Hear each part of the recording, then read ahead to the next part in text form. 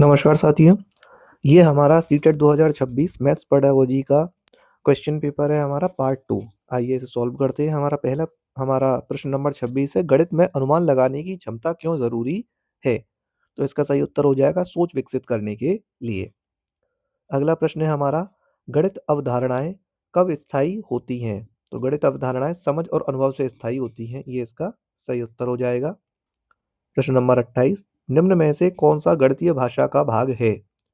तो निम्न में से गणितीय भाषा का भाग चिन्ह, संख्याएं और शब्द तीनों हैं। अगले प्रश्न की तरफ हम चलेंगे। प्रश्न नंबर 29, गणित में समूह कार्य का लाभ क्या है? तो गणित में समूह कार्य का लाभ है सहयोग स्थापित करना, तो इसका सही उत्तर हो जाएगा। प्रश्न नंबर 30, गणित में शिक्षक को प्रश्न कैसे पूछने चाहिए? तो गणित में शिक्षक को सोच बढ़ाने वाले प्रश्नों को पूछना चाहिए, ये इसका सही उत्तर हो जाएगा। प्रश्न नंबर 31, गणित में आकलन कब होना चाहिए? तो जो गणित में आकलन है वो आपका हर समय होते रहना चाहिए। प्रश्न नंबर 32, गणित में बच्चों की गलतियों का विश्लेषण क्यों जरूरी है? तो गणित में बच्चों की गलती का विश्लेषण इसलिए जरूरी है कि सीख की कमी कभी समझने के लिए, जो सीख है उसमें कोई कमी तो नहीं आई है इसलिए।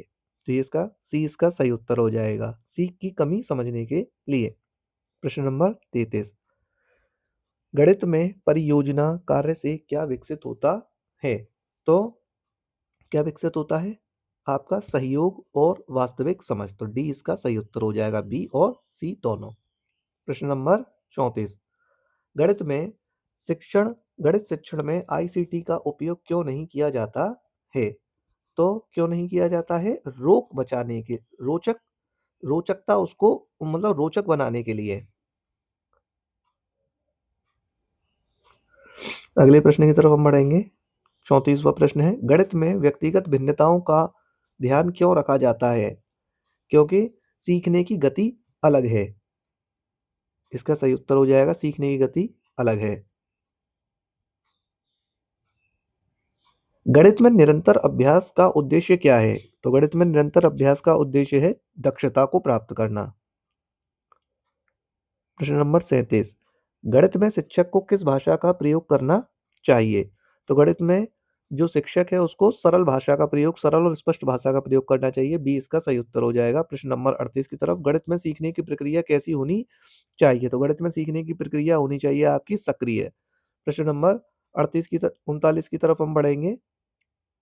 गणित में पूर्व ज्ञान का क्या महत्व है? तो पूर्व ज्ञान जो है हमको आधार बनाता है, बेस बनाने का काम करता है, बी इसका एकदम सही उत्तर हो जाएगा। प्रश्न नंबर 40, गणित में अभ्यास प्रश्न कैसे होने चाहिए?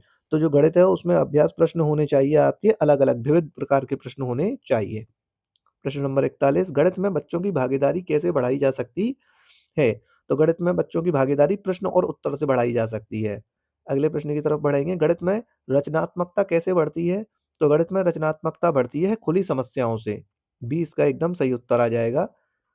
प्रश्न नंबर 43, गणित में पाठ्य योजनाओं का मुख्य उद्देश्य क्या है? तो गणित में पाठ्य योजनाओं का मुख्य उद्देश्य है व्यवस्थित शिक्षण, बी इसका एकदम सही उत्तर हो जाएगा।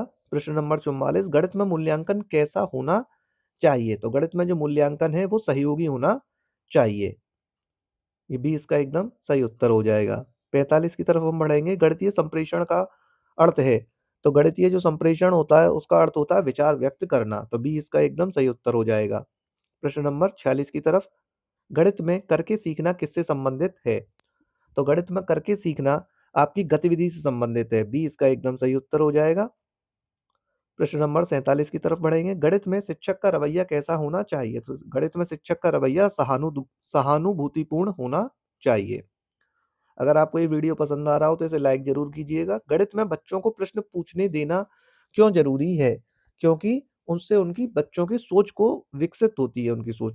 तो बी इसका सही उत्तर हो जाएगा। अगले प्रश्न की तरफ, प्रश्न नंबर 49, गणित में सीखने का सबसे अच्छा प्रमाण क्या है? तो गणित को सीखने का सबसे अच्छा प्रमाण है समझ को विकसित करना, गणित समझ में आनी चाहिए, बी इसका एकदम सही उत्तर हो जाएगा। प्रश्न नंबर 50 और अंतिम, सीटेट के अनुसार गणित शिक्षण का अंतिम लक्ष्य क्या है? तो गणित शिक्षण का जो लक्ष्य है वो है तार्किक सोच को विकसित करना। ये हमारे 50 क्वेश्चन यहाँ पे गणित से संबंधित आपके खत्म हो गए हैं और भी हम प्रश्नों को आपके साथ साझा करेंगे। अगर ये वीडियो पसंद आए तो लाइक कीजिएगा और कमेंट करके बताइएगा कितने प्रश्न आपके सही गए।